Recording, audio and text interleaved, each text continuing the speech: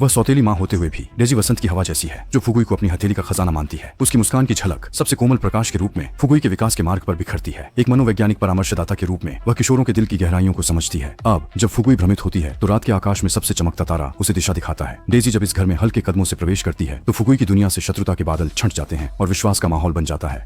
उसकी गर्मजोशी दिल में बस गई। लोग अमेरिका के शिक्षा विभाग के उत्सव का आनंद लेते हैं, पर गोरे छात्रों पर परीक्षा की तैयारी का भारी दबाव होता है। ये दबाव मन पर बादल की तरह छाया है जिससे वह दिशा खोता है। वह असफलता से डरता है, सपनों को मुश्किलों से टकराते देखता है और किताबों में आशा खोजता है। लेकिन तनाव अदृश्य बेड़ी की तरह है जिससे उसका मन उलझन में है और पढ़ाई भटक रही है।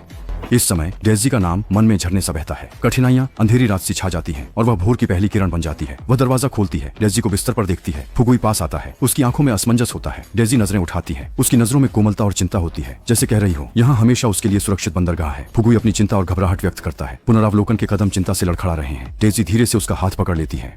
वह गर्मजोशी बिजली की तरह शक्ति और शांति देती है। परीक्षा ऊंचा पर्वत है, पर जीवन का एकमात्र मार्ग नहीं। यदि ऊंचाइयों को छूने के लिए येल के विद्वानों से संपर्क हो तो वे तुम्हारे लिए शानदार रास्ता बनाएंगे। भले ही उन्होंने मदद का हाथ न बढ़ाया हो, मैं खुद आगे बढ़कर तुम्हारी मदद करूंगा पूरी ताकत से। मैं तुम्हें तुम्हारे सपनों के संस्थान में चमकते देखना चाहता हूँ। डेजी के शब्द वसंत की हवा जैसे थे जो दिल को छू गए और फुगुई के दिल की उदासी पल में गायब हो गई। उसकी आंखों में कृतज्ञता के आंसू चमक उठे और उसने कहा, तुम हरे पेड़ से भी ज्यादा दिल को छूने वाली हो। तुम्हारे पास मैंने वह खोया मातृत्व का प्रकाश पाया जो मेरी युवावस्था की उलझनों में मार्गदर्शन करता है।